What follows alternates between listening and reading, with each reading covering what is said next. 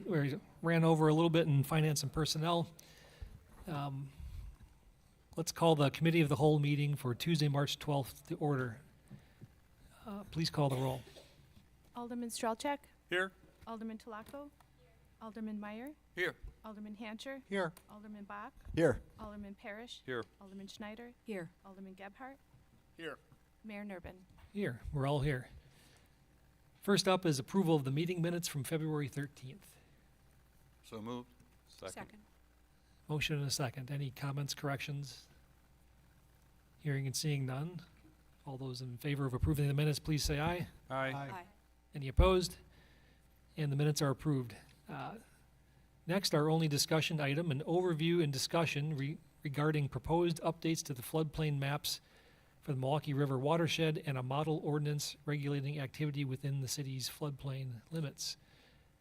Assistant Director Zader is going to enter into a little bit of a presentation, and we'll open up for questions after that. Yes, I tried to keep it as high level as possible. I mean, this is kind of a technical area, but in response to the changes we have to make, we thought it might be a good idea at this point to kind of give you a little refresher on floodplain and floodplain management and the history of it. So basically what we're going to talk about today is the following, just kind of a little bit of an overview of the floodplain itself, the flood insurance and the NFIP, which is the National Flood Insurance Program, Wisconsin participation rates, some rates from participant rates from the county, the map and the model ordinance update, what we have to do, and then what are basically the overall decisions of the Common Council. And then I'll also follow up with I have some other data I can show you that I didn't put in the PowerPoint, but I think is probably relevant for you to understand a little bit what we're going through here. We're under somewhat of a timeline here. We have to adopt this by July 31st of this year, or else we'd be suspended from the program. So our plan would be to take this to the Planning Commission in March, first reading in April, and then adoption hopefully in May or June from the Common Council, which then would give us enough time to get this approved by DNR and FEMA by the end of July. So in terms of floodplain, so what we have up on the screen is kind of what you always you hear is a 100-year floodplain. They stopped calling that anymore because they're having more than one of those every couple of years. So it's actually the 1% chance of flooding in any given year. This is kind of a cross-section of a river. This is most of our, other than some wave run-up areas, most of the floodplain we have in Mequon is riverine floodplain. So this kind of shows you what a typical cross-section of a river is. The center section is the floodway, and that's basically the area where water flows during a flood event. So it includes the river itself, but then it includes areas adjacent to the river. Adjacent to that is the flood fringe area, and you see Zone AE and Zone A, and then base flood elevation. Zone AE is basically modeled floodplain, so this is a modeling was done in that AE zone, which there means there's a base flood elevation associated with it. So when people come in and ask what the floodplain elevation is, we can give them. Zone A is something that FEMA says, oh, there's floodplain there, but we didn't model it, so we don't know exactly where it is, and there's a whole book on how to deal with Zone A floodplain. We have some of it here, not a lot. Most of the stuff along the river is currently Zone A and will be Zone A after the 2024 maps are adopted. Base flood elevation is just basically the flood elevation of a flood event in the city, and it changes as you go down the river in terms of getting lower as you go downstream. In this case, the worst area, the most restrictive area is really the floodway. This is the area that we try to limit as much development as possible, and they take the brunt of most of the regulations that we'll talk about in a bit. This is how that is translated on the flood insurance rate map. These are firms. This is what FEMA uses. This is what we would have to adopt. And these are, again, the different areas. You can see the Zone A without base flood elevations. We have cross-section locations. Those determine what the elevation of the floodplain is at different cross-sections. And if you're in between those, you have to interpolate that. And I'll kind of show that later on with the book we use. Shaded Zone X, that's basically the 500-year floodplain. That's non-regulatory. That's just kind of a guide for people, but there is no regulatory requirement to get flood insurance in the Zone X. It's cheaper for people if they still want to do it, but it's not required by FEMA. Again, base flood elevation. We talked a little bit about Zone AE. Again, that's the 100-year floodplain, basically, with a base flood elevation established. And then a floodway area is the hatched area. And then the unshaded Zone X, this is all other areas that's low risk. One of the things that people don't really understand is on Zone X, you still can get flood insurance for those properties. You don't have to be in a floodplain to get flood insurance. It's a lot cheaper for people at Zone X to get flood insurance. Basically, I think if you look at what FEMA's trying to accomplish, this would be it. So you want to get a house elevated out of the floodplain, BFE +1, which is basically what is called freeboard. That's basically a little bit of an insurance policy above the base flood elevation if there's like an ice damming issue or if you have debris in there. FEMA doesn't necessarily require it, but I'll talk a little bit later. State of Wisconsin requires it, and if we want to be part of the CRS, the Community Rating Service, our system, they also require higher freeboard requirements than FEMA does. So, just a little history on the program itself. It was acted in 1968. Prior to that, Mequon actually had one of the few communities I think that I've seen had a floodplain wetland zoning in the city. I'm not sure, we don't have any historical evidence on how that came to be, but we're one of the few communities that at least I've been to that had a pre-existing floodplain zoning and a zoning map, which we still have today, which causes some issues with these maps because they don't match one another, and to rezone them would be a very big undertaking, which we'll also talk about later, what one of the decisions the council should make on this. So the program was basically meant to reduce flood damage and protect property owners. FEMA produces the firm maps, which is what we just kind of looked at, and then communities must adopt the flood maps and construction requirements into our local zoning regs, which is what we're required to do. And then because of that, FEMA will make flood insurance available to property owners in the participating communities. And then DNR acts as our agent for FEMA, so they basically help us enforce these rules, but they also then they have more restrictive rules than FEMA does for the state of Wisconsin versus other states. If you ask some people, they'll tell you that they think that the program was maybe mixed in terms of success. What a lot of people feel, critics of the program feel that it actually encouraged development in the floodplain, which I don't disagree, because it made it cheap for people to actually develop properties in the floodplain, because FEMA was basically underwriting the cost of these policies. And I think if it was up to the market at the time, there probably wouldn't have been as much development in the floodplain. And I'll kind of talk about the ramifications of that going forward. This is not a mandatory program, so the city does not have to participate in it. The impacts of not participating is a lot of federally backed mortgages require you to have flood insurance. And if you don't have, if you're not a participating member, you don't get federal disaster assistance in a case of a disaster. And the big one that everybody always talks about was Wisconsin Dells in 2008 when Lake Delton broke its banks and flooded. The city or village of Wisconsin Dells did not like the floodplain maps that were presented by FEMA, and they decided not to participate in the program. So none of those people had flood insurance, and they were not eligible for disaster assistance. So that's a big risk to take. You're also not eligible for certain grants. They have flood mitigation grants that you can get, but you have to be a participating community as well. So I just not in your in the PDFs or in the packet, but I thought I'd add this in there. This is kind of some historical information that I think that is important to understand. So back in, it's hard to read that, but in 2004, FEMA decided, well, we're going to eliminate incentives to rebuild properties that keep flooding because it's costing us a lot of money. So they kind of, at that point, it was the first time I think they recognized that, well, maybe we're not doing this in a proper way. And then Hurricane Katrina hit, $17 billion worth of damage. That caused them in 2012 to adopt the bigger Water Flood Insurance Reform Act. This basically said, we're going to increase policies for people based on their risk. And they did, and people had big issues with that, and there was a lot of complaints. So back in 2014, they said, wait a minute, we're going to go back to our old ways a little bit. We're not going to damage people as much as we thought we would.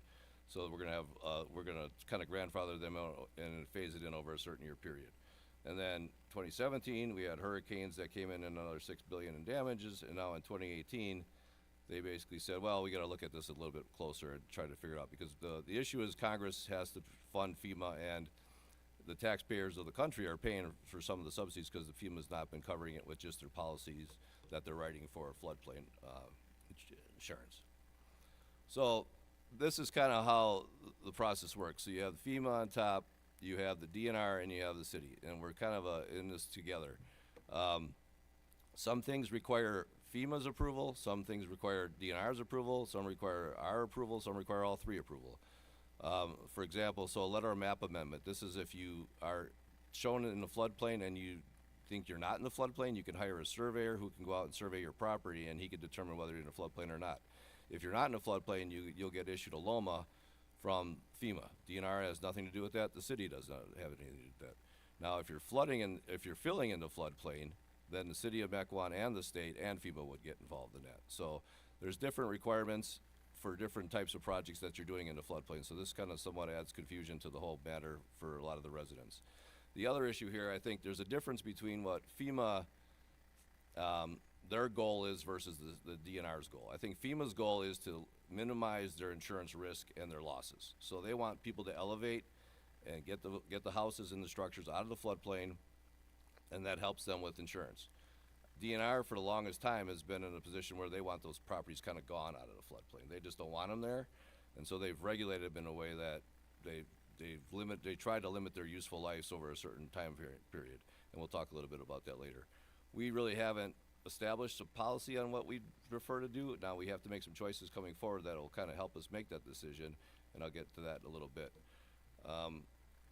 So again, flood insurance basics, a lot of this we kind of talked about. This is not something that's under your standard homeowners or renters policy. This is a separate rider. Recently, there have been allowances for private insurance, which hasn't been the case for a number of years, but you can get private insurance now for floodplain properties, and sometimes it's actually cheaper. I did speak with our DNR representation for this area and who lives in a floodplain, and she said her policy for private was about $2,000, $3,000 less than what FEMA does, but she's a zone A and has little risk. So if you're on a floodway and you're along the river and your property is low, you probably have a lot higher insurance issue. But you can get flood insurance through private markets now, which wasn't the case for a number of years. And then you can actually get it even if you are a part of the NFIP, because it only covers up to $250,000 for the structure, so you can get supplemental insurance if you need it as well. So what is not flood insurance? Anything that falls from the sky is covered by your homeowner's insurance policy, or any sort of sewer backups in your basement. These are not covered under flood insurance policy as well. Now there are times when you have rain coming down from the sky and they're also flooding, so it's up to FEMA and the underwriter to determine what the cause of the issue is. But these are things that are not covered under the flood insurance policy. So in terms of Wisconsin, again, to participate in the NFIP, we must adopt and enforce our floodplain management, and DNR is the one that makes sure we do that. We just actually had our audit last week. We're supposed to get audited every certain number of years. This was the first one I think they did it since 2013. So they look at all the development that occurred in the floodplain in Mequon and see if we followed the rules or not. And if we don't, then they could either suspend us or they could put us on some sort of plan to get into compliance. So we enforce these rules through our local zoning and our building permit process, and a lot of it's very complex, but we're charged by the DNR to enforce these rules. So, and I did put in there, so these are not maybe 100%, but these are pretty close. So we have about 105 communities that do not participate in the NFIP. Now 60 of them have floodplain, and the rest of those communities don't have floodplain, so there's no really reason for them to participate. About 560 communities participate, and then 11 communities have been suspended. Now they've been suspended for a couple different reasons. One, they just failed to adopt the maps in time, or they just didn't follow the regulations that DNR put out for them, and they were warned and didn't comply, and then they eventually were suspended. So looking at the county itself, now this isn't fully up to date, and I do have some updated numbers for Mequon, but this kind of shows the number of policies and the coverage in this area. So Mequon, as you can see on there, shows 138 with 35 million in coverage.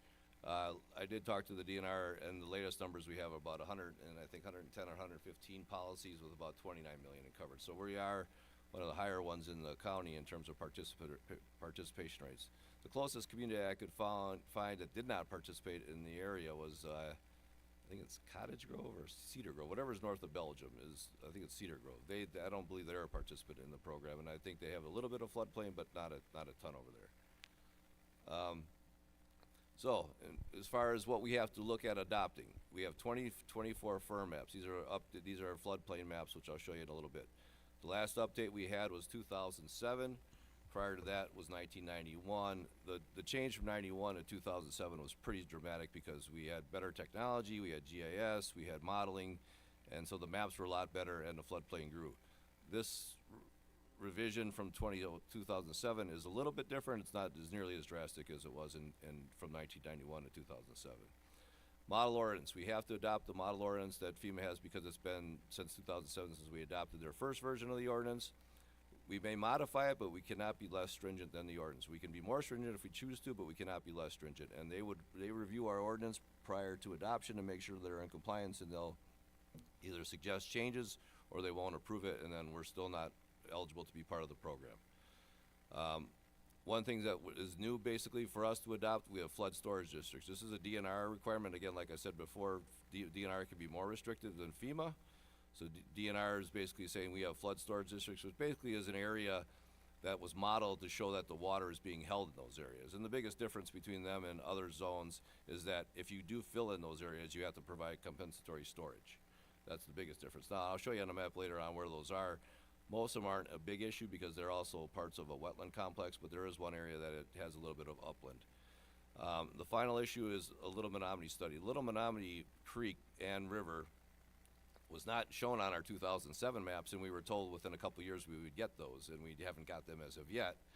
We did have a study done that was approved by DNR a couple years ago, and it was submitted to FEMA, but they're not included in these maps. So if we're going to adopt those maps, we should adopt the study as well, which I think is a good idea because our current zoning shows them as floodplain, but there's nothing on a FEMA map that would show them as floodplain. So if a resident would look at it, they would say, I have no floodplain on my property, even though half of it could be in a floodplain.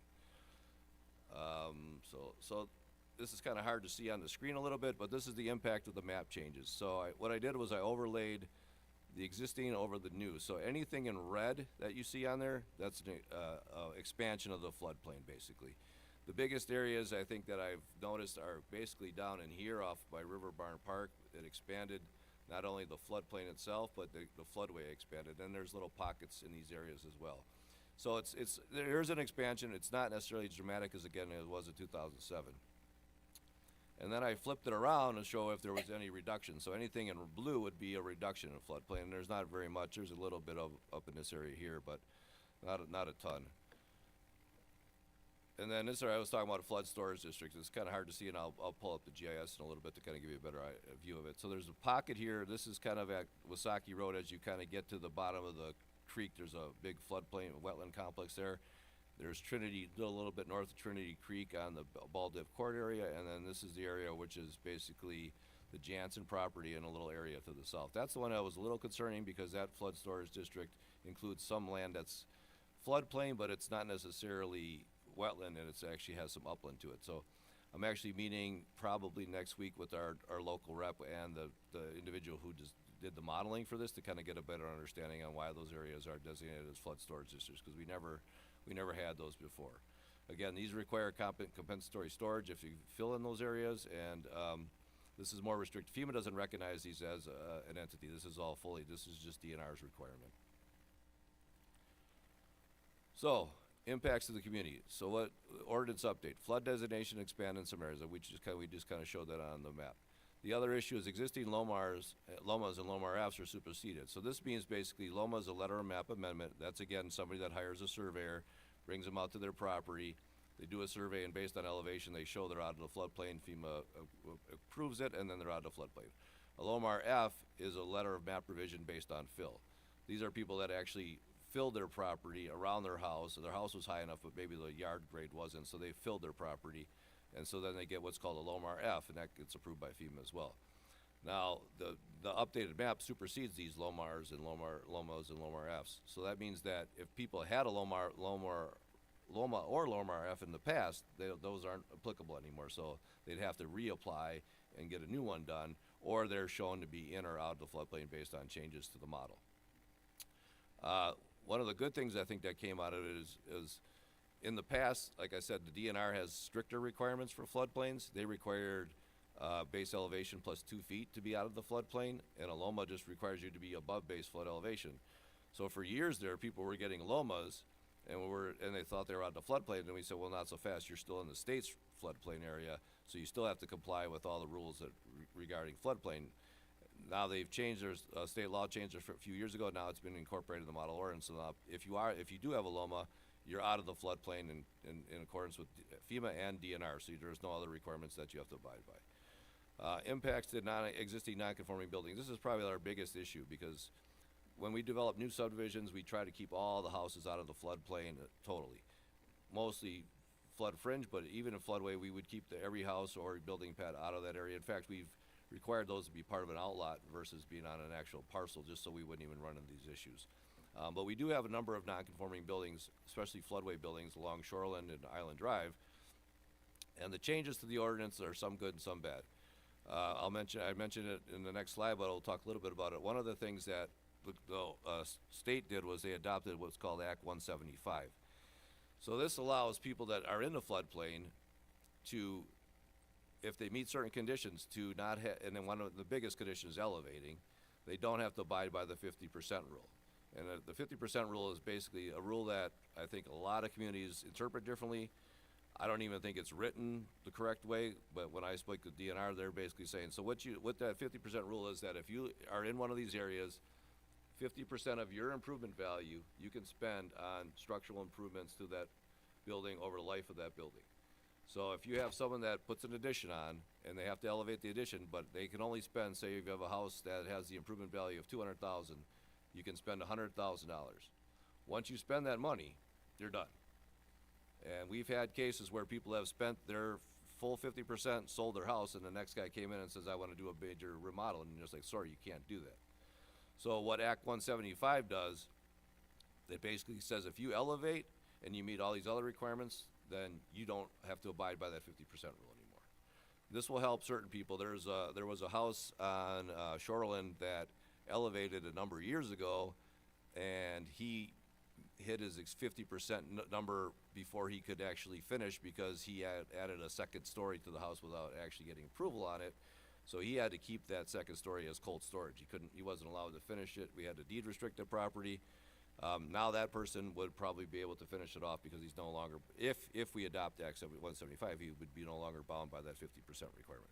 So that's one of the decisions that council has to make. Some communities won't adopt it because they're on the same path as DNR where they want those buildings to eventually go away.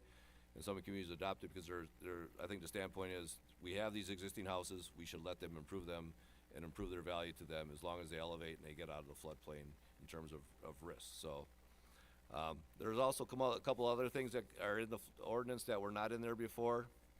And these were rules that were required by FEMA that were never adopted by our ordinance. And a lot of communities, including us, we never really enforced them. Now we're required to. The biggest one is that there's a requirement that says and let me just back up one bit. So the 50% rule does not apply to ordinary maintenance. If you're doing ordinary maintenance on your house, that wouldn't apply. Except now it does, because there's a rule that says on any one event, if you exceed 50% for maintenance, you have to elevate. So if you had, and there's a property on Shoreland Drive that has a improvement value of, I think, $40,000. So if they spent $20,000 on a roof and a paint job, we would say, okay, now you can't finish that, you have to elevate, which I think doesn't make a lot of sense. You want people to be able to maintain their properties. And it's on a per event basis, which I asked what the per event basis means, and they really couldn't give me an answer. So I think people would be smart enough they could separate those out over a couple-year period because those are not cumulative like the 50% rule is. There's also a requirement that says if you're doing an improvement and you're also doing maintenance at the same time, both of those things can't exceed the 50% rule. So you're limited for that as well. So those are some of the good and bad things in this ordinance that we'll have to decide on where we want to go with. So these are basically the big overview questions that the council has to decide. Remain in the NFIP or opt out. That's number one. If we opt out, then we don't have to do much of anything. We can actually we can eliminate a lot of our requirements, and then people won't have to abide by the 50% rule. But again, there's ramifications to that. If you have a federally backed mortgage and you are required to get flood insurance and you can't, then they're going to be in trouble with how to resolve that issue. Again, disaster assistance we won't be eligible for, and you won't be eligible for certain grants. So that's one decision. Adopt Act 175 provisions. If we adopt Act 175 provision again, and that helps non-conforming structures, as long as they elevate, they're allowed to again not have to abide by that 50% rule. Adopt CRS standards. These are, the community rating system is a program that FEMA created that actually gives insurance breaks for cities that enforce the system. And it's a scoring thing basically from 10 down to 1. So the lower number you have, the more reduction you get in your flood insurance policy, and I'll show you that in a little bit. So if you're like an 8 or 7, I think you go down about 10% for policy, but there's a carrot and a stick thing there. So in order to be part of the system, they want you to do certain things, and a lot of it has to do with outreach and things like that, but there's also requirements they want you to do, and most of it has to do with basically elevating. So instead of elevating 1 foot above freeboard, they want 2 foot. Instead of 2 foot, they want 3 foot. They're always putting additional requirements on that. So there's about 4 or 5 places in the new model ordinance that they dictate what the CRS provision is, and it's always elevation and change. Now, we don't have a lot of properties that actually elevate because it is expensive and it is a difficult process to do. But if we're going to do this, this would be a time to put it in because it would give people, again, notice ahead of time before they do elevate that if they have to meet these requirements as well. And then the following issue is, what do we do about our current zoning districts? We didn't do anything in 2007, which meant, and I'll show you that in a little bit as well, we have zoning in our zoning districts and we have FEMA maps that don't match one another. And it's very confusing, I think, to the residents, and it's hard to enforce on our end. And so we have to address that one of 3 ways. We can leave it, keep it confusing.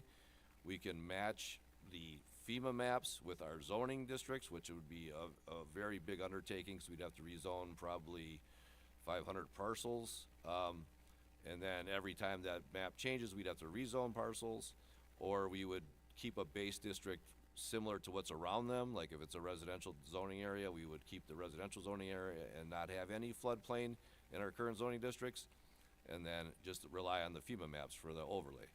Now can be good, but it also can be bad. If somebody looks at our zoning map and they see no floodplain, they're gonna think, well, I can do whatever I want, but they have to go to the floodplain map actually to see what they're restricted to do with that. So those are basically the 4 big decisions that I think the council has to make. I just wanted to, just kind of an example, and this is really probably hard to read, but, so what we have up here is, this is Highland Road on the west side of the river. So you see different things here. So the line and the hatch, that's FEMA floodway, and then FEMA flood fringe, but then outside that is our zoning floodway and our zoning flood fringe. So they don't match one another. They contradict with each other in certain circumstances. Like down here, we also have the same thing. This occurs all over the city, and sometimes it's just a matter of a small area, but sometimes it's a large area. So that's one of the issues that we kind of deal with on a daily basis in terms of enforcing our zoning code versus enforcing the FEMA code.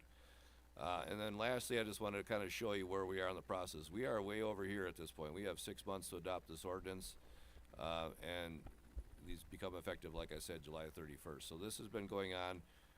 We did get preliminary maps back in 2001. We did give them information with regard to some of our culverts that were changed that helped with the floodplain. They did have a public hearing. Unfortunately, it was just on the tail end of COVID, so it was a virtual one, so I'm not sure a lot of people in the community even knew about it. And there was no appeals from our city at all. So that's kind of where we're at. So before I get into questions, I'll actually kind of give you, I do have some other maps I could show you. So this is actually the floodplain maps overlaid one another, which I just kind of show you in the slide, but it's kind of hard to see, but I'll kind of zoom into this area. So you'll see red is new, blue is old. So you can see this area down here is all new. And the other thing you could you'll be able to see in a second is, let me just get my swipe feature on. So if you look at it from old to new, it's hard to really see on the screen, but the hatched area in the red is a lot larger than the current hatched area in blue. So that means the floodway is expanding in some of those areas. So that's going to be an issue, especially for people basically along this stretch of River Road. They were previously in the 100-year floodplain. Now they're in the floodway based on the new maps, and that's going to be a significant difference for them in terms of probably policy and probably in terms of what they can and can't do with their properties. There's other areas, but that was the most dramatic. I can also show you, so the flood storage districts, let me just turn off existing and 2022. So here are our flood storage districts. Again, there's really I can't really find any rhyme or reason on how they came up with these. They're just kind of random, and like they're not even connected with one another. So this is Baldiv Court. Now this complex is mostly a wetland area. There's not a lot of upland here, but this area here, there is some upland up in this area here. And if you look again at the FEMA maps,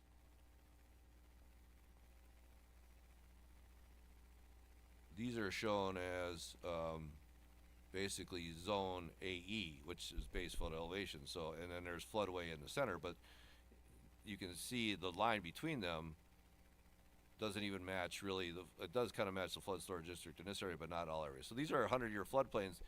So if it wasn't a flood storage district, they could fill those areas and get a fill approval from DNR and FEMA, but now since it's flood storage, they have to provide the compensatory storage. And I'm trying to get a little bit better understanding on how those things kind of modeled out, because it doesn't really make sense to me in terms of how they did it and where the areas are. The other area, like I said, is kind of out in this area here. This area is mostly wetland and floodplain, not really developable, so not too concerning there. I also wanted to give you a look at our, so this is our GIS site, and this kind of shows you what we're dealing. I tried to explain this, but this kind of gives you a real world example of what we're looking at. So when you look at this map, all those little houses, those are all LOMAs. So those were letter of map amendments that were granted to these people that lived in these areas, because this area, this is River Barn Park basically. This area is relatively flat, so a couple inches in elevation make a big difference. But you can see though that some of these people have LOMAs, they got out, some people here didn't. So if somebody's out, now basically they can do whatever they want with their property in terms of additions and building, but these people are restricted, and they could be living next to each other, and their house grade could be about 6 inches different from one another. You can also see these cross-sectional lines. These are how we determine what the elevation of the floodplain is. This area in the past, again, this was shown as a zone A, now it's an AE floodplain. This area now has a lot of floodway in it, which it didn't have, which it does not have currently, so that's a kind of a dramatic difference. And then I just have a couple of things just to show you, just in case you're curious. This is the community rating system. So as you can see on here, so if you're a 10, you don't get any basically benefit, but if you're a 9, you get 5% off your insurance policy. 10, it goes 15, all the way up to, if you're a 1, you get 45%. I think the highest rated community in the state of Wisconsin is a 5. I think Elm Grove's a 5. So the residents there get 25% off their policies by being a 5. And there's a lot of information involved. It kind of shows you, you have to get do elevation certificates, you have to do outreach programs. There's all these different requirements that you get points on, and then that points determine where you are in the community rating system. I also put in here, this is the recent FEMA, or DNR gave me this. This is what it shows our current status is. So it says 29 million in insurance policies, 113 are in force. We've been a participating member since 1971, which was the first maps that we adopted, which we don't even have copies anymore of, so I'm not sure what they showed, but that was the first time we entered the program. And the only thing other than I'm interested in here is we've had 4 claims of substantial damage, which means there's basically repetitive properties that have seen flooding over numerous flood events. I also would show you, this is kind of what a LOMA looks like. This is what we get from DNR or from FEMA. It just shows that the property structure itself is out of the floodplain, gives the address, and then, but then on down here where it says state local considerations still apply, which was what we used to adopt before when they were still in the floodplain if they didn't meet the 2-foot of freeboard. Now we don't have to worry about that, so these things will be in effect for everybody that gets one. And then there's another example. This is a Lomar F. This was a fill project. This was the memory care facility in a Lomar F because they put in fill, which they were allowed to do, and they got approval. And then there was another one. This one is a little bit different. This is a Lomar only.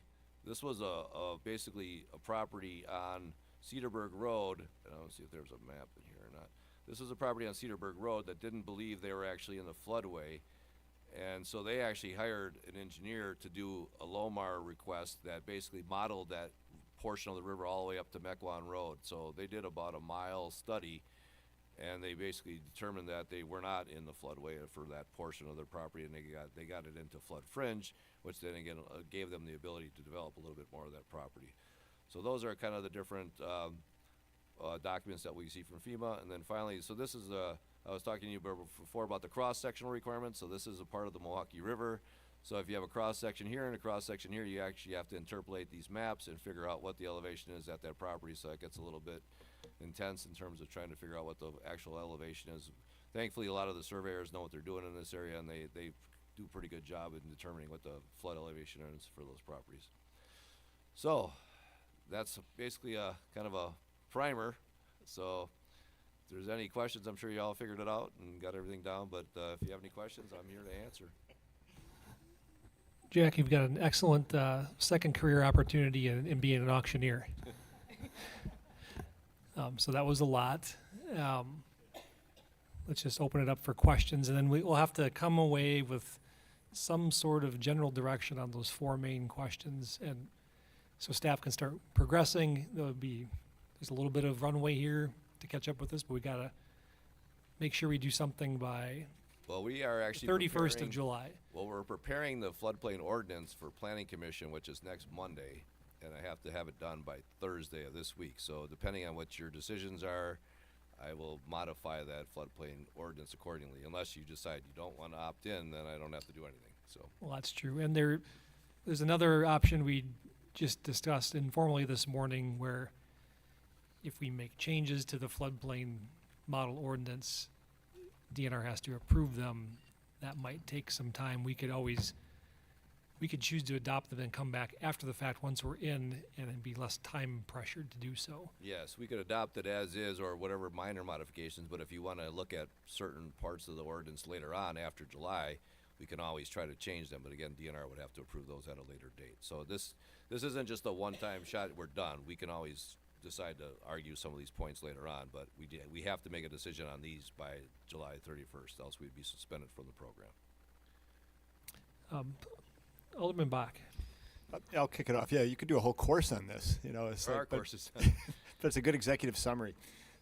I guess I'm in favor of remaining, just from listening to you. And does that adopt the Act 175 that protects the homeowners along the? It doesn't protect them, it gives them more flexibility to develop their property. But again, the biggest issue is they're gonna have to elevate. Yeah. But that it basically eliminates this 50% rule for them. So if they elevate and they want to rehab their entire house on that footprint, they can do that without any issues. And if we don't adopt it, what happens to them? Then they're still bound by the 50%, and once you hit that 50%, you're not allowed to really do anything else to your property over the life of it. So it's probably better for them If the council decides that we want to preserve the residents' rights to have parcels on the floodplain and develop them, then yes, it would be in your best interest to adopt 175. If you want those properties to go away and you don't want them to be able to be improved, then you would not adopt it. Yeah, so I'm in favor of adopting that. Question though, two things. One, what happens with those? You mentioned shoreline, so let's take that for example. So those areas sometimes flood completely twice a year. So the city puts up signs, people have canoes to go get their mail, and they just kind of live like that. I mean, that's how. Do all of those people have insurance, or do they, every time something floods, do they make a claim, or what happens? I think it's a with little bit different, and I don't want to speak for all the residents down there, but I think a lot of them understand what the rules are and don't necessarily let us know if there's issues. I've been through the two really big floods in 08 and 12, and so in fact, 2008, I was not the floodplain manager at the time, but our former building inspector went out with FEMA in boats to actually do inspections of some of these properties, and they don't have to let them in. So that's the thing. So I think a lot of the properties down there are cash buyers. They own the property so that they don't have to get flood insurance, and they just kind of live with the risk of living on the river, and they fix it themselves. There are some claims there because we do have some repetitive loss properties, so that people are getting insurance policies, but we don't see a ton of building permits in after the fact of a big flood. We just don't see it as much as we probably should. That would be my guess. And finally, you probably don't have a map. It would be curious to find out the different zones and all those. It's hard to tell, kind of when you're looking at the map, which is in the zone right around the river. It's hard to see on the screen, but I can put them on there for you. So let me zoom out a little bit. We're on the Wi-Fi, so it takes a little time for this thing to load, but so existing ones. So basically, the dark blue, which looks kind of like lime green here, the dark blue is zone A. Well, the dark blue is AE, The light blue is Zone A, and then the hatched area is floodway. And that's all we don't really have any other districts here. That's the majority of it. And you can kind of see there's nothing from here to here. That's that little Menominee I was talking about. So if I put on, I actually have the little Menominee study on this map as well. If I turn that on, you can see that's the little Menominee section that has been modeled by Sewer Pack that we would adopt as part of this, that shows the floodplain there. So, and it's the same for the new ones basically. I'll turn the existing ones off. Let me just see where, and then turn those off. So it's the same way. The dark red hatched is floodway. The dark red non-hatched is AE, your 100-year, and then the light red is basically unmodeled A-zone floodplain. If that helps. Yeah, thanks. Those are my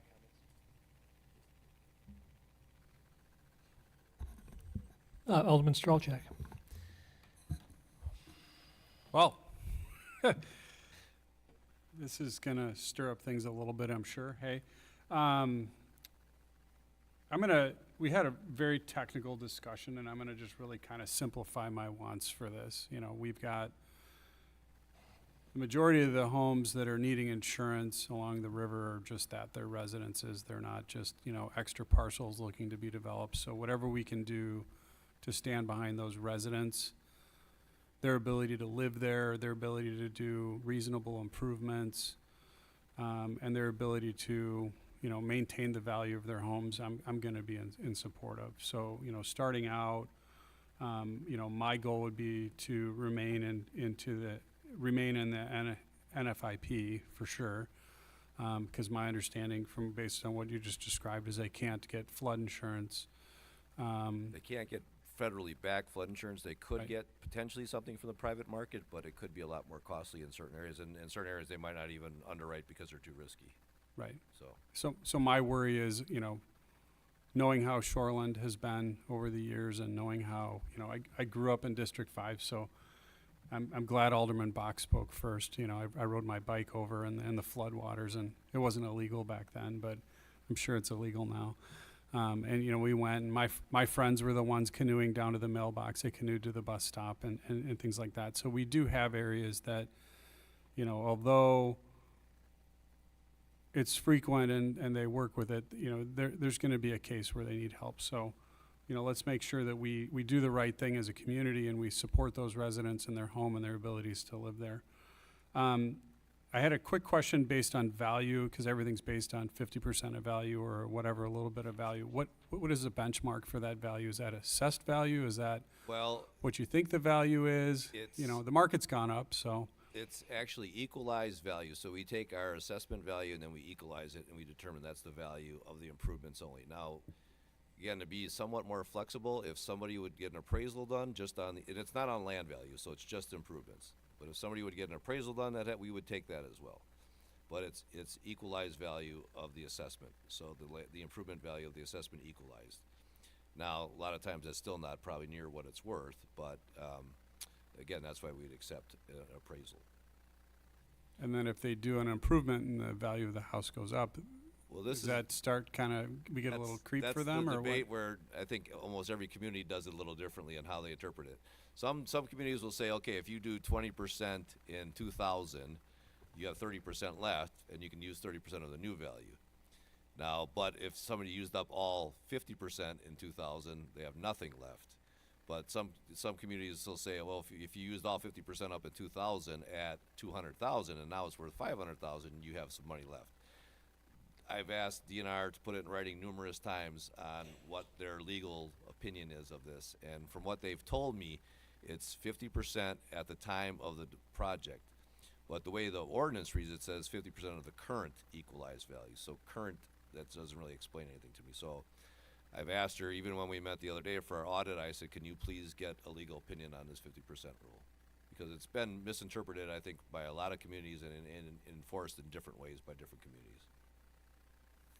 because it's poorly defined by the DNR. Poorly defined, and it's really not real. I mean, again, we have a property owner on River Road who bought a house from someone, and then they didn't disclose. They disclosed they were in the floodplain, but I don't know if they're even legally required to disclose that they had no gap left in their 50%.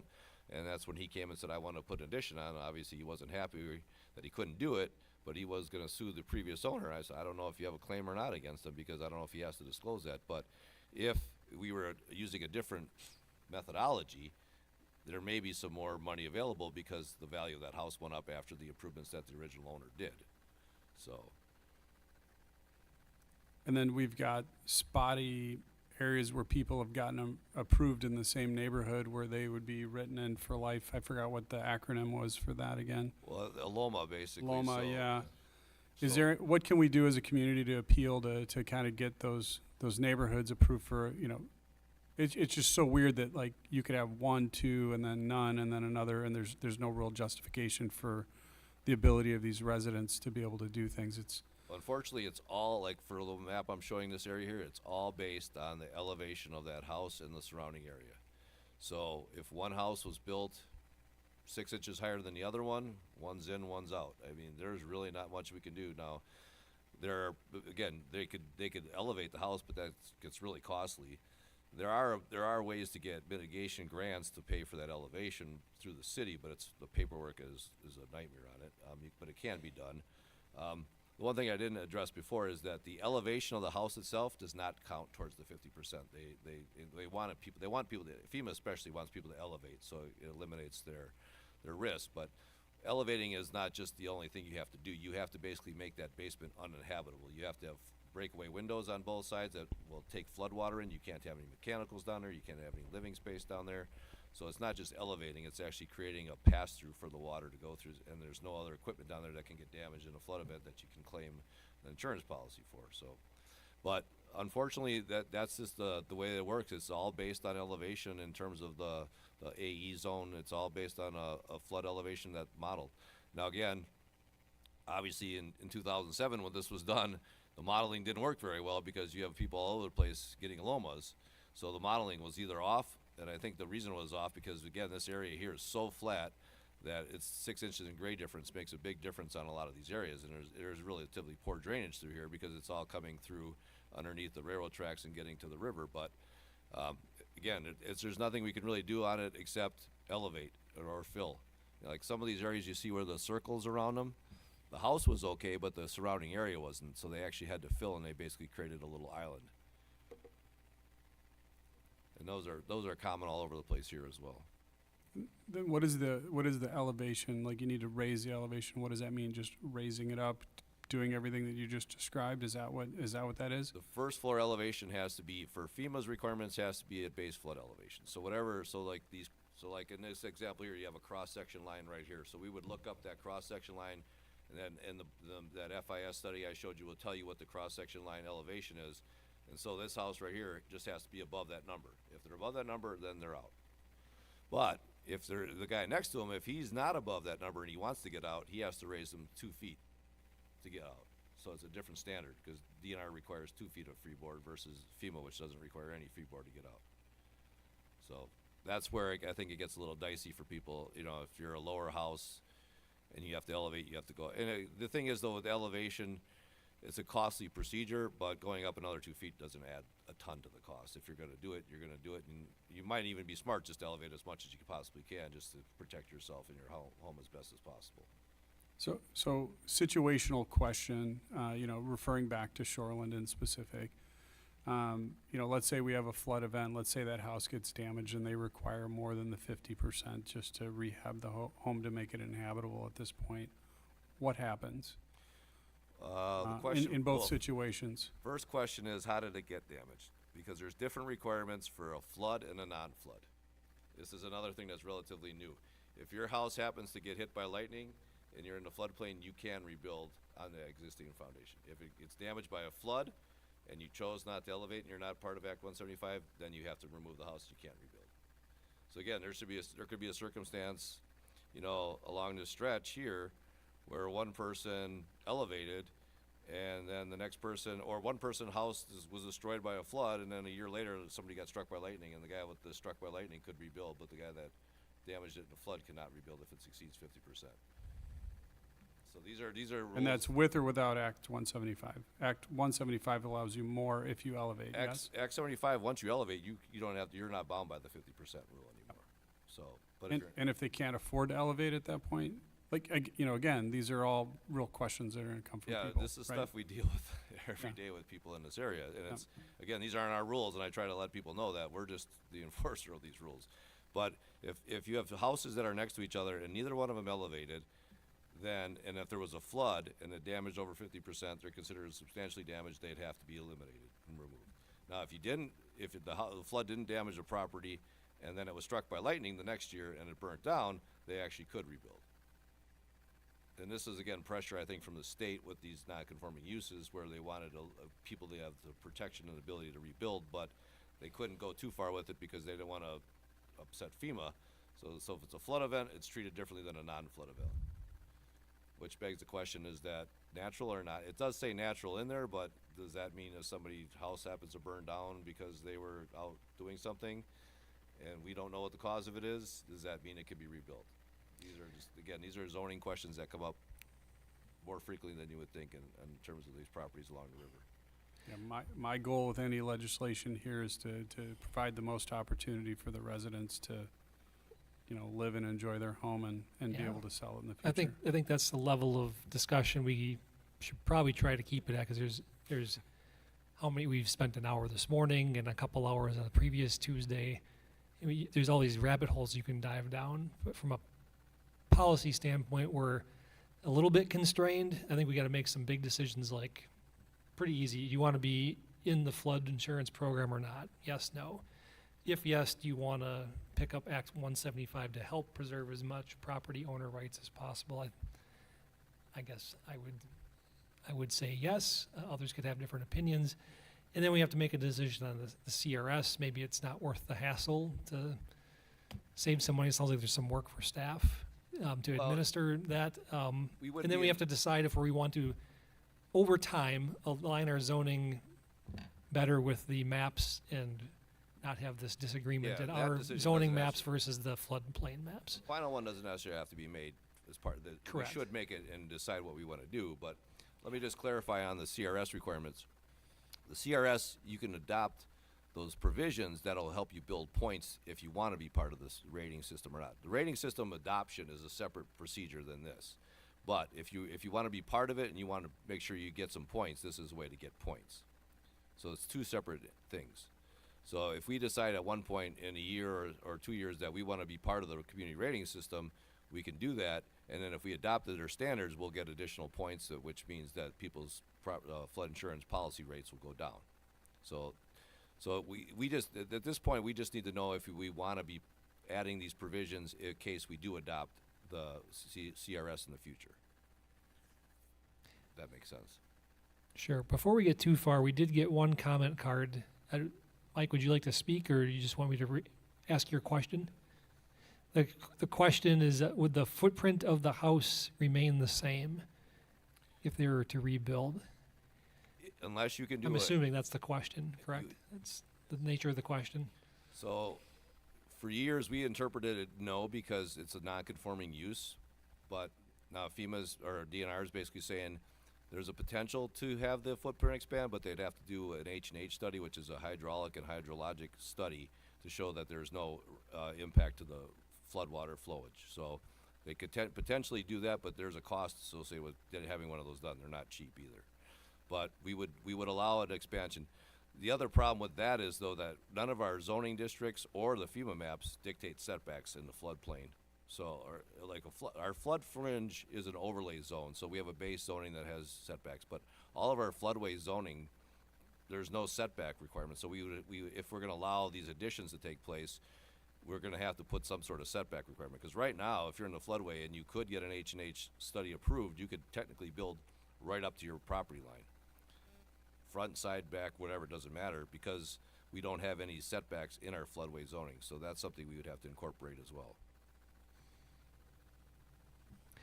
Alderwoman Schneider. I just have a quick question about the fourth point, because it wasn't discussed very much, except in passing. So are there negative ramifications from us not being coherent with FEMA maps, meaning that our zoning is not the same? There is and isn't, depending on how we treat them. If as long as we enforce the FEMA maps, then we're fine. Where we could run into an issue is if we enforce our zoning maps and they go beyond FEMA's requirements, then we could be in an issue where we don't really have backing to explain why we're saying it's in a floodway when FEMA says it's not. But if the opposite case would be an issue where FEMA shows it as floodplain, our maps show it as not floodplain, and we say it's not floodplain, then FEMA would be like, why are you doing this? You're in the floodplain. So there is a confusion there that we'd like to clean up eventually. But again, you're talking hundreds of parcels that would have to be rezoned one way or the other. So, and that's why I'm assuming in 2007 that wasn't done at the time, because it is a monumental task. But I think it needs to be addressed. We also still have floodway zoning districts and flood fringe zoning districts in addition to our floodway, flood fringe zoning ordinance for FEMA, which don't actually match one another either. So Seems like it would be confusing for the homeowners when they're trying to determine whether or not they might want to purchase flood insurance, or whether they'd be eligible for some of these programs if it doesn't cohere. yeah, I mean, it is confusing. Fortunately, there is not a lot of difference. Usually if there's floodplain on FEMA, there's floodplain on ours, but they don't always match. Like some areas we have zoned floodway, and FEMA has it flood fringe. That happens a lot because we were, I think at the time when ours was modeled years and years ago, I think they were using like a 10-year event for our floodway zoning or something. So that's where the biggest difference is. But on the flip side, you have like the Little Menominee. Currently, again, nothing was ever adopted, so you have no FEMA maps for that whole Little Menominee section.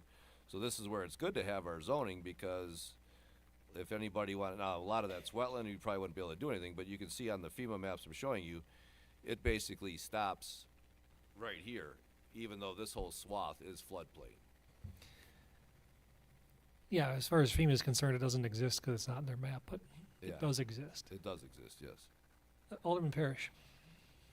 Thank you. Thanks, Jack. My opinion on the zoning issue would be, it has always been confusing having these zoning districts for floodway and fringe, and most communities, to my knowledge, don't have that. And the way I think it's usually dealt with is with simply like a GIS overlay, which thankfully we have the system coming online. So couldn't we just have FEMA maps as an overlay to all the properties and do away with the whole zoning district modification? We can and we can't. So here, I pulled up, here's our zoning maps, just to give you an example. So this is a zoning map, and this shows the hatched area again, that's floodway zoning. And then, just see, and then this squiggly blue stuff here, that's flood fringe. That is currently an overlay zone. So if you got rid of that on this map, the base zone of this area will still remain the same. It'll be, this one is actually R3, and there's a pocket of C2. Now, if you got rid of the FEMA or the floodway zoning, there is no base layer underneath it, so you'd have to create one for every property. That's where it becomes complicated. So every one of those properties, you would have to create a base zoning, because there's not one that exists. The flood fringe is easy because that's an overlay that we can address, but that gets a little bit more difficult with the floodway. That It would ends just up be being a whatever lot- the master parcel was, wouldn't it? Well, you'd have to determine that and some parcels have multiple zoning districts on them as Okay. well, so you'd have to kind of figure out what every Okay. one of those are. Well, I don't want to dive into the weeds, but that was a suggestion. It's good I comment. think we definitely can do that. It's just, I think Yeah, Jack's something signaling to think it's about. hundreds of properties. It'll take time. You probably want to do them in groups. Yeah, I respect that. Yeah. I also happened to hear from a former mayor today. There must be a few mayors flying around with suggestions with this interesting topic. Main suggestion was to send, notices, of course, to all the affected homeowners, especially the people along shoreline, especially so late in the process. This is going to be really life-changing for some of these people, especially in the cases where their entire property is being rendered in a floodplain all of a sudden. And I find that concerning, actually. As I'm sure to my fellow council members. How could there be such a sudden change overnight? And I don't think you can answer this, nor should you, but how could something so drastically change to adversely affect someone's property value, overnight? And I like the recourse that you highlighted, where they have to go essentially incur the cost of a surveyor to prove that they were incorrectly placed in a floodplain by a computer, right? I mean, that's what this is. So, I don't know. It'd be nice if there was some kind of assistance or ways that we can support the homeowners that are so badly affected by this. Like, where literally their properties may become unsaleable. And if there's any way to fight, where the whole thing is becoming red. There's not that many properties, but there's some. There's some, yeah. It'll Yeah. have an impact on some. I will say it didn't happen overnight, but the public hearing was something that the county did with DNR, and I don't even know if they have a list of all the affected property owners that they would notify individually, but I know they didn't. If we ever rezone these properties, we have to notify them at that point, but adopting the FEMA maps, we don't have to. We could try to figure out a way to do that, but even that becomes difficult because, there's floodplain on property, but it really only impacts them if it includes their house. So if you look at some of the areas along Parkview, you have long, narrow properties, like in this area here, you have long, narrow properties. The only floodplain is in their yards, and that really doesn't have much of an impact because the house itself is out of the floodplain. So do you notify them or not? And then you have to. It's a lot more complicated because you don't know how high the structure is and where the structure is in relation to floodplain to make a public hearing list out of it. So that becomes difficult. Well, and we're not the body that authored the maps. We're just the ones stuck having to To implement it, enforce it, thanks yes. to what FEMA and the DNR have conspired to do to us. So we can notify them, but we can't change it. It's not our model. We'd have to go argue with. That's The what I'm federal saying. government, Just yeah. notify and allow them to not find out after the fact. Or we would have to hire our own engineer to do our own modeling, which would be obscenely expensive, and you may end up with the same results anyway. Correct. Alderman Stralchek. I think you're going to get enough questions that it's going to burden your office, right? I'm going to recommend that we do a workshop. I think it's a big change for the residents that are impacted. If we find a way to notify them appropriately, just to come in for the workshop, we can have set examples, take a little bit of time to explain what it is. The best person that's concerned is an educated person that's concerned. They at least know what their options are and, what it means to them, and they can help evaluate how to work through the system versus, really just worrying. And, we've seen a couple of those council and those planning commission meetings, get pretty long. And a lot of the concern was worry, right? And I think some sort of a workshop would benefit the people on this one.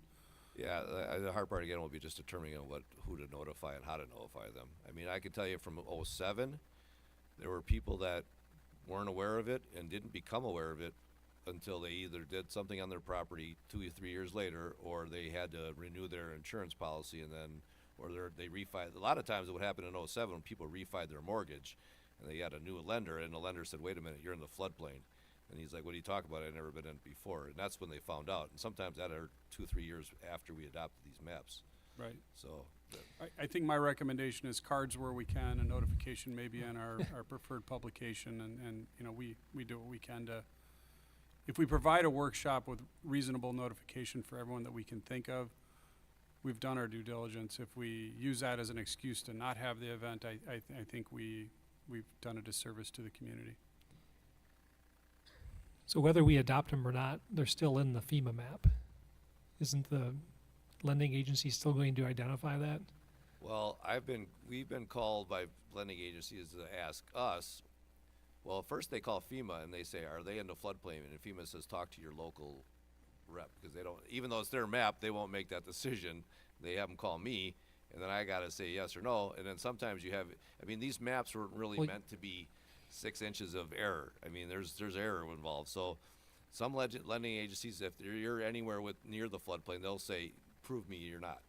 So they'll make those guys get lomas, even though they might not be shown on our maps as being in a floodplain. They don't want to take any chance, so they say, okay, you got to prove it to me, you're out. And And sometimes that doesn't happen until, again, 2-3 years down the road when they refi or they sell the house. That's the other thing that comes up a lot when people sell the house. And then the buyer says, wait a minute, we're in the floodplain here. And he's like, no, I'm not. So, I think unfortunately there's this saying in engineering, and I can recite it because I'm in engineering. Some models are useful, no models are accurate. So there's no such thing as a perfect model. Sometimes they're useful. And that would be just the unvarnished truth, but I can't speak to how accurate FEMA's maps are, and I'm lucky I don't live in the floodplain. I'll take one more question, and then I'll try to corral. We have to give you some direction. You've got a timeline for Planning Commission to hit, and we will certainly get more bites at the apple here over the coming months. So, Alderwoman Tlaco. Thank you. This affects pretty much my entire district, so it is a topic that would like to think I've done a lot of research and am rather informed on. Jackie did a great presentation, so thank you. My one question is that it's my understanding that FEMA is the federal agency, and FEMA gives power to the DNR. And you said several times that the DNR now has more restrictive policy than what FEMA has, and I'm wondering how they get that power and who has delineated it to them, because if DNR is acting as an agency of FEMA, they cannot enforce a stricter policy than what is set by the federal government, is my understanding. the legislature has determined what the DNR should work under. And in fact, it was a lot more strict up until even X that when I think that was the legislature's response to DNR was we're going to adopt 175 to take away some of that restrictiveness. But I think the way that FEMA works is they allow states to have more restrictive requirements than they do. And The DNR is acting on behalf of FEMA. FEMA or DNR can't go, well, FEMA has this rule, but we're going to tweak it a little this way. They need to have that either through the Wisconsin I State think it's through the legislature. legislation. Brian can chime in if you want, but I'm assuming everything gets passed through NR 116. Yeah, it would be either through the administrative code or the statutes themselves would be where they get that authority. Sometimes it's a fairly broad grant of authority, just protect wetlands, for example. Sometimes it's very specific. Like the X 175 stuff is an example of areas where the legislature has put in very specific rules and regulations that they expect DNR to follow. There are other places where it's a broader grant, and that's what the rulemaking process is designed to do at the administrative level. Okay. Well, I will be looking into it because I haven't really seen anything through like the Wisconsin State legislation, but that's not the point. The point is that this new mapping system is going to affect a lot of citizens.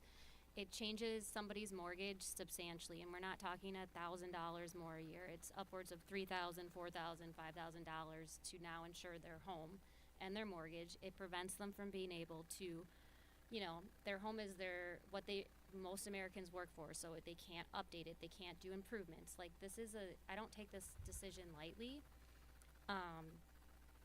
And I've looked at some past federal hearings, and that this new risk rating 2.0 system, which FEMA has now rolled out, there has been speculation that because FEMA is failing so bad, they're like $20 billion in debt. It's a crashing program. It's not sustainable. They can't keep taking loans out. That they came out with this new algorithm, which they have failed to disclose how it's calculated.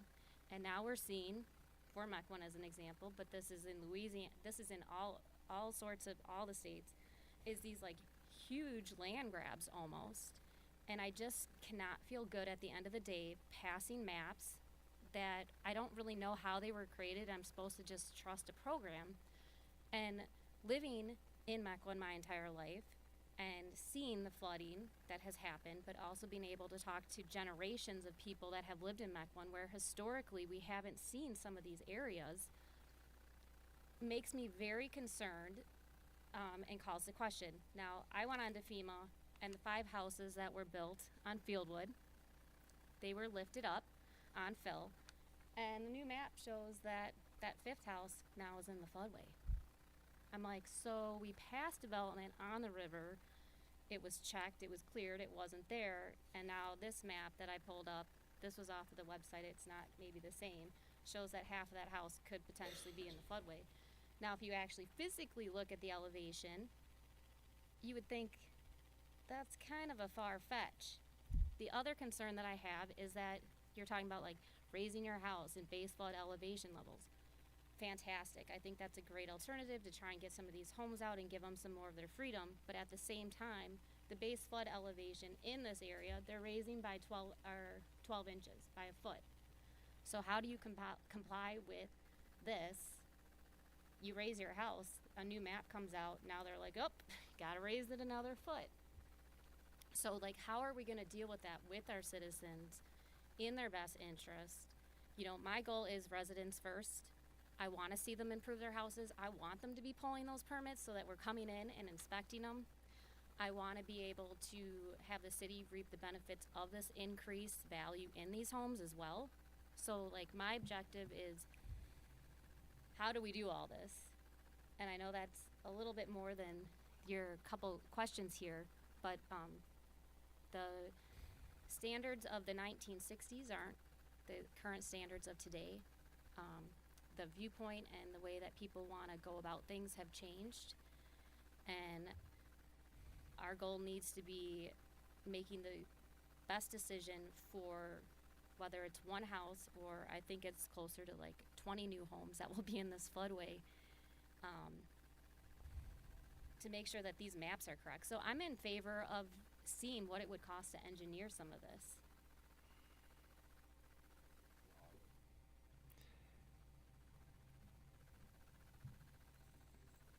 Well, I'll agree with you. I think the DNR's stance on this and the 50% rule is, personally, I think is preposterous. But the state has granted them the authority, and they haven't interfered with it. Maybe Act 175 is a little bit of interference. It provides an out, but it's downright un-American the way they're trying to drive people's houses out of these areas. That's their land. I mean, but that's my personal opinion. What we have to deal with is the reality in front of us. If we want homes in the NFIP plan, we have to do certain things. If we want to give them the most flexibility possible, maybe we want to adopt the provisions of Act 175.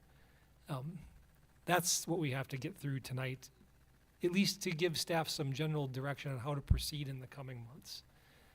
We can continue to, if there's a consensus to get a quote on some sort of study, we could ask for that. It's going to be expensive, but we can certainly have, if that's the consensus amongst the body, we could have them look into it. So we at least know what the kind of cost we're talking about. That it'll be all of Mequon's taxpayer money benefiting just those that live in the floodplain, these areas. So we need to get through. I'm gonna just break it down the 4 questions, and then we'll maybe add the 5th. Do we need? Who wants to have Mequon stay in general in the NFIP program, so that people can get FEMA-backed flood insurance? Okay, good. There's question number 1. That certain things will have to happen for that to happen. So now you know. You got a yes, no. Act 175, giving people an out to get out of the 50% rule. That sounds to me like a really good idea. I can't believe that there wasn't a way to get out of it before. General yes, no, just straw poll. Okay. The CRS, sounds like we can do that at any time. It's maybe not a time critical decision. Just before the adoption of the ordinance, we'll have to decide if we want to keep those provisions in or not. We could always add them later too, but if you kept them in there and then at the last minute we decide to pull them out, then that wouldn't impact our ability to get the model ordinance approved, because it still meets FEMA's requirements and DNR's requirements. So we don't necessarily have to make a full decision on that now. If you want more information, I can leave them in, and then I could show you in April and May the track changes that shows you the specific impacts of that. I can always do that if you want. Yeah, I'm not sure I fully grasped the pros and cons of being in or out. If it's easy enough to leave it in and talk about that at a later date. Yeah, that would be I'm an cool easy with way to that. do Maybe a show of hands. Well, I'd just like to interject is that I did look at the CRS. It's pages and pages and pages and pages and pages long. It's more restrictive. It's not going to give our residents their rights. It's going to take more away. It's going to make our code more restrictive and our ordinances. I definitely don't think, I pulled this up of like communities that have it. They're getting 5% off their possible flood insurance. Yes. And then they're not being Yeah, able that's- to do improvements to their house. That's my So gut you're feel, is that there might be more restrictions and more administrative red tape than it might be worth, but I guess I don't know. Well, there's restrictions, and then there's other things that we can do. Like, I was told, basically, because we are enacting our ordinance and we're following it, we would be a 9 off the bat, starting. And so if we wanted to go to an 8, there's other programs. That's not just limited to regulations. There's outreach, there's, you know, a lot of community outreach involvement that would get you lower. But again, that can be pulled out at any time. I can leave that in for now if you want, and we could pull it out later on. I could show you what, and what we're doing here is not actually getting us in or out of the program. These are just standards that if you were in the program, this is what you would have to adopt. So we can always, if we decide at a later date, we could pull those out. Sure, I'm just looking at the materials in the presentation. The last part of the second bullet under CRS, but does not require more stringent requirements than the model ordinance. Or it does, but It does. does, okay. So, yeah, if I you just- want to increase your rating, you have to do more restrictive things. Yeah, in fact, I do have a copy of the model ordinance up here. This is, and this wasn't in, the link that you had in your packet didn't show this because it was a link, but like this example here. So this one right here, this is for developments in the flood fringe. The current requirement is to be placed at base flood elevation, it says right here. If you're gonna be in the CRS, you have to be 1 foot above the base flood elevation. So this is one of those examples of where you'd have to be 1 foot above or base flood. Again, this is something we can pull out later. If you want to keep it in there so that you can see it when the ordinance comes to council, we could leave it in and you can say, I don't want that in there. But it's really all elevation based. Yeah, well, what's everyone's pleasure at this point? Keep it in, keep it out, or more info? Keep it in first. I think to keep it in, but we don't want to get more restrictive with it, so we do want to walk down the path of seeing what having it in. So you'd and like to see more info? Absolutely would like to see more info. Okay, Yeah, when we put the ordinance in the packet for April and May, this will be in there with the comment section. You can see all the locations Okay. where it shows that a CRS requirement is so we'll leave the language in so we can review it, but we reserve the right to taken out. pitch it. Yep. Okay, I think that's enough of a direction for tonight, for staff. And then really the last one is our little bit of a mess we have with zoning. I guess the question is, would we like over time, some period of time, to see those better aligned so there isn't this huge confusion of our zoning maps different than FEMA maps? It feels like the right answer is yes. Just administratively, not only is it confusing, I worry about in a year or two if we don't have a well-versed and competent staff member who knows this like a back of his hand, like if he were to retire, Within a year or two, what might happen to the poor soul that next occupies that chair, and he's dealing with this, might still be dealing with the mess, but at least there's a plan to get out of the mess. That's a lot of parcels to rezone, and it might take some time, but it feels like it's worth the effort, because it seems like it's been 15 or 20 years of a little bit of a snowballing mess, and it only gets worse when maps update, then you have to change it all over again. But if we could get those to align, it would get us out of the crosshairs of that morass. General consensus, that's a good thing? Yes, hands up, okay. I think, did I miss someone? Just the audit, getting a quote for the audit. And this is the fifth point, that is there general interest? Is this an audit or I don't know how you do this without you remodeling. have to model it, and you'd have to decide what you're going to model. It's not just the Milwaukee River. You'd have to do the whole. If you want to do the whole city, you're looking at the Little Menominee and the Milwaukee. I'm thinking about properties that are mostly affected, not where their backyard loses a little bit of land. Properties where there's some kind of threshold where. I mean, you can segregate them out, but I'd be concerned about limiting it just to one area, and the other areas people may still be affected by it as well, so. I mean, you'd have to, but at minimum, you're gonna have to model the entire Milwaukee River watershed, which is gonna be, So I think the challenge is this, if we choose to remodel anything, it will not be done by no. July. So it can be something we get more info on over time.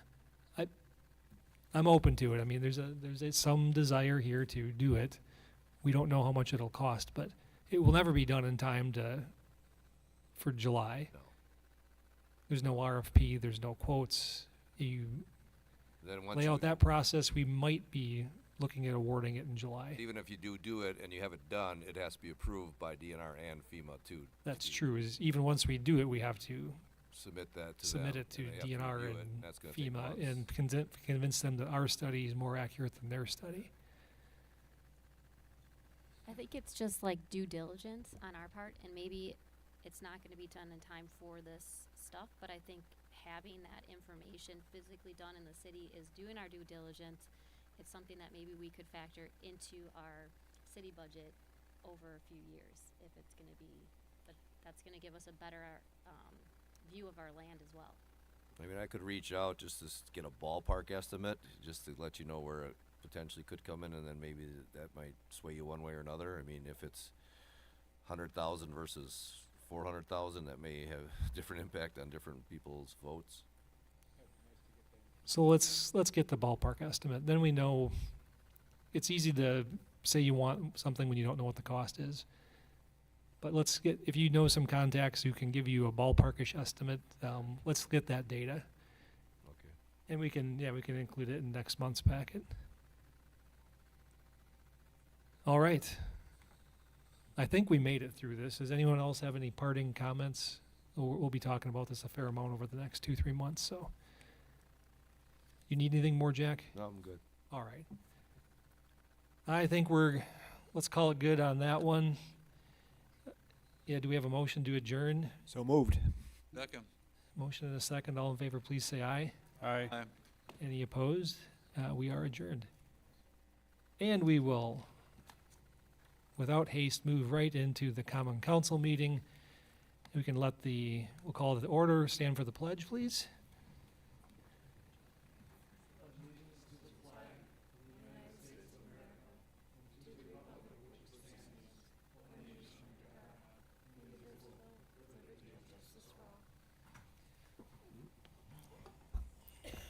We can let the record show that we're all still here, everyone in attendance. And that brings us to our first item of the night, a public hearing. Ordinance 2024-1659, an ordinance amending chapters 10 and 58 of the Mequon Municipal Code in connection with approvals for the city's Architecture Review Board and adopting updates to the board's guidelines for residential structures. This was recommended by the Planning Commission January 22nd. Recommendation was forthcoming by Public Welfare on the 13th of February tonight. It is a first reading tonight. Is there a recommendation from Public Welfare? Correct, it was approved by Public Welfare. Make a motion to approve. Or take a motion to go into public hearing? There's a Move to motion. public hearing. The second motion? Second. Seconding the motion to go into public hearing. All those in favor, please say aye. Aye. We are now in public hearing. Is there anyone here tonight who wishes to speak about this item? Seeing and hearing none. Move to close public hearing. Motion and a second. All those in favor of closing public hearing, please say aye. Aye. Any opposed? And we are back in regular session where we can now consider this ordinance. Make a motion to approve. Second. Motion and a second. Any comments or questions? Hearing and seeing none. All those in favor of approving this ordinance, please say aye. Aye. Any opposed? And that ordinance is adopted. Next up, we have personal appearances and public comment. Citizens wishing to address the council on any matter not on the agenda may do so at this time. If you desire to be heard on an agenda item, you may be heard when that item is considered on the agenda.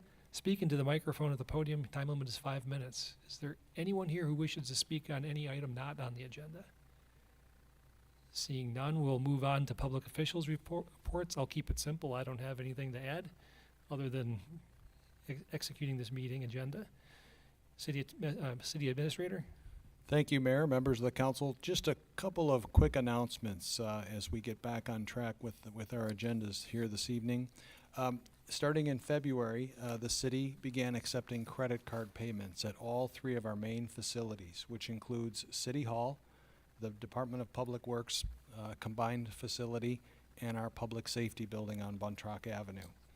This comes after much hard work by our Finance Department and our Information Technology Division. Previously, only cash and checks were accepted by the city. There is a 3 1/4% convenience fee that's applied to all transactions to cover credit card processing fees. The spring primary election is approaching quickly. It'll take place on April 2nd, and in-person absentee voting will start at City Hall beginning next week and run through March 29th. Absentee in-person voting will take place between 8 a.m. and 4 p.m. daily here in the council chambers at City Hall. And on April 2nd, poll sites will be open from 7 a.m. to 8 p.m. Lastly, you may have seen some white smoke coming from the chimney here at City Hall on your way in this evening. We have a date for our strategic planning workshop. It is Thursday, May 2nd. After much polling of our council members, we've got a date that works for everybody. We'll have more information in the bulletin this week, and we'll be sending out agenda materials at some point next month. So Thursday, May 2nd, at a venue to be determined. That's all, Mayor. Thank you. Next on the agenda, we have 10 sets of various minutes from boards and commissions and other public officials' reports. On the consent agenda, is there a motion to approve the consent agenda? Move approval. Second. Motion and a second. All those in favor, please say aye. Aye. Any opposed? And the consent agenda is approved. We have one ordinance first reading. Ordinance 2024-1658, an ordinance repealing and recreating Chapter 62 of the Mequon Municipal Code relating to the regulation of signs within the city. There's a recommendation forthcoming by Public Welfare. Well, it says January 9th, but I'm pretty sure it was tonight. It is a first reading. Did you say first reading was It was 15th? February 13th. Oh yeah, it was February 13th. What was the recommendation from Public Welfare? Recommended approval. Okay. So now we've got that documented. Wait a minute, I read the wrong one. That's the one we're going to vote on in a minute. I apologize, I'm going to back up. The ordinance first reading is 2024-1660, an ordinance amending Chapter 14 of the Mequon Municipal Code in connection with reporting requirements for auctions and secondhand stores. There's also a recommendation forthcoming from Public Safety this evening. Public Safety approved. Okay, that is a ordinance first reading, unlike the next one, which I'll read again, which is a real ordinance we'll take action on tonight. That's ordinance 2024-1658, ordinance repealing and recreating Chapter 62 within the Mequon Municipal Code relating to regulation of signs within the city. It was recommended by Public Welfare and was a first reading last month. So we will take action on this one prior to my faux pas earlier. And Public Welfare still approved it, so. It's good to know you didn't change your mind or read it out of order. There's Recommend approval. there's a motion Second. and a second. Any further comments or discussion? This one's been before us before, so hopefully we got it all out. Looks like we did. All those in favor, please say aye. Aye. Any opposed? And that ordinance is adopted. Next up is resolutions. Resolution 4104, a resolution clearing the property tax roll of delinquent accounts deemed uncollectible for tax roll year 2022. This was recommended earlier this evening by Finance and Personnel Committee. Is there a motion? Move to approval. Second. Motion and a second. And just so the public knows, we don't give up trying to collect on this. We just do this so we can zero out the books accounting wise. These will then get turned over to the Waukesha County Collection Service, where we will try to get every penny of that back if we can. We had a motion and a second. All in favor, please say aye. Aye. Mayor, that is. Is it budgetary? monetary, 'Cause yeah. it's a few $1,000s. Okay. I'm sorry. Please call the roll. Alderman Strelchak, Aye. Alderman Talaco, Aye. Alderman Meyer, Aye. Alderman Hancher, Aye. Alderman Bach, Aye. Alderman Parrish, Aye. Alderman Schneider, Aye. Alderman Gebhardt. Aye. The ayes have it. Okay. On to Resolution 4105, a resolution authorizing execution of a professional services agreement for completion of a real estate market analysis for the Port Washington Road corridor between County Line Road and Glen Oaks Lane with redevelopment resources of Madison, Wisconsin in an amount not to exceed of $69,710. This was recommended by the Economic Development Board on February 20th and was also recommended earlier this evening by the Finance and Personnel Committee. Move to Move approval. There's a motion and a second. Any comments or questions on this item? Hearing and seeing none, please call the roll. Alderman Talaco, Aye. Alderman Meyer, Aye. Alderman Hancher, Aye. Alderman Bach, Aye. Alderman Parrish, Aye. Alderman Schneider, Aye. Alderman Gebhardt, Aye. and Alderman Strelchak. Aye. And that item is approved. Can't wait to get going on that one. Thank you. Resolution 4106, a resolution amending the city's fiscal year 2024 compensation plan in connection with an establishment of a full-time management intern position for the 2024-2025 budget seasons. This was recommended earlier this evening by Finance and Personnel. Move approval. Motion and a second. Any comments or questions? Just a little background for the public. This will give, if we can find the right individual and hire them, this will help us with a few projects we've got going on this year. We've got a very ambitious work plan this year. It'll also help us execute on some of the stuff in the strategic plan, specifically some of the items tied to ARPA funds, which we need to exhaust this year, so or at least commit. So this will be helping us move the ball down the field in those regards. We had a motion in a second. Okay, good. Any further comments or questions? Hearing none, please call the roll. Alderman Meyer, Aye. Alderman Hancher, Aye. Alderman Bach, Aye. Alderman Parrish, Aye. Alderman Schneider, Aye. Alderman Gebhardt, Aye. Alderman Strelchak, Aye. and Alderman Talaco. Aye. And that resolution passes.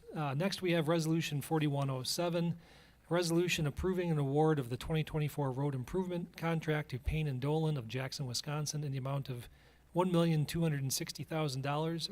There's a recommendation forthcoming by Public Works. This was recommended unanimously, and I move for approval. Second. Motion and a second. Any comments or questions? Hearing and seeing none, please call the roll. Alderman Hancher, Aye. Alderman Bach, Aye. Alderman Parrish, Aye. Alderman Schneider, Aye. Alderman Gebhardt, Aye. Alderman Strelchak, Aye. Alderman Talaco, Aye. and Alderman Meyer. Aye.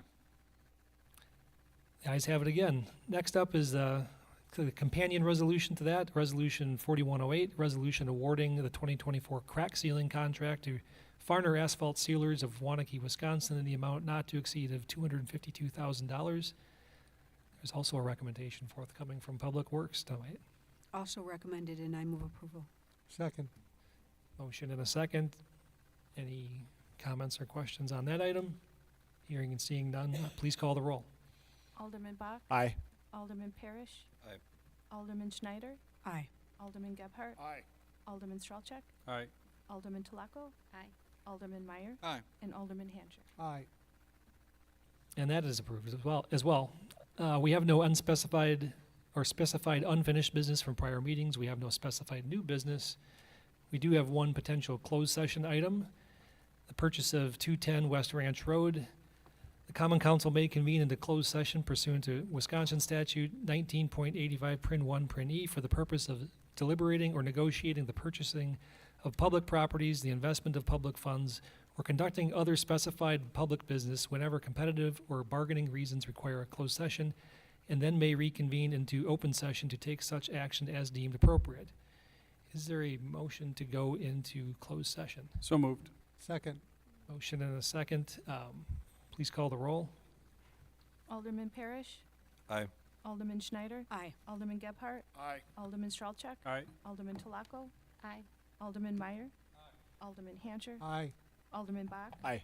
And Mayor Nerben. Aye. We will now go into closed session. I do anticipate we will close the meeting in open session, so don't go anywhere unless you really want to go home. That's okay. We'll be back.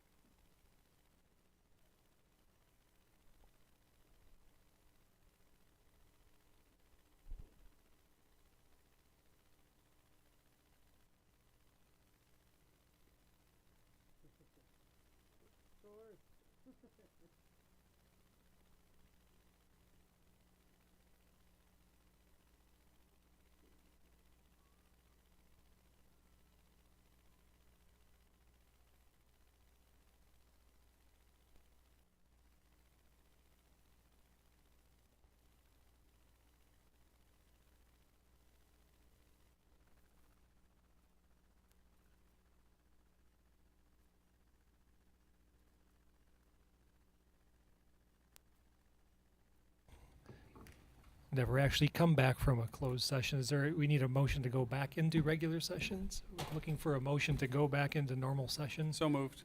Second.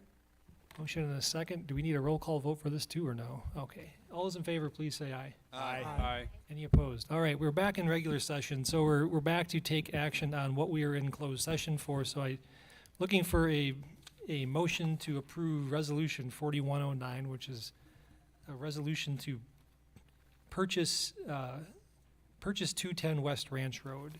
So moved. Motion and a second.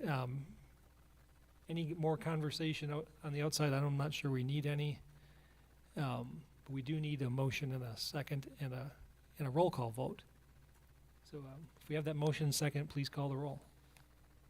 Alderman Schneider? Aye. Alderman Gebhardt? Aye. Alderman Stralchuk? Aye. Alderman Telako? Aye. Alderman Meyer? Aye. Alderman Hancher? Aye.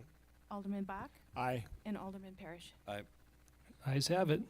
And that resolution is approved. I just need one more motion tonight. Second. Motion and a second. All those in favor, please say aye. Aye. Aye. Any Aye. opposed? We are adjourned. Thanks, everyone.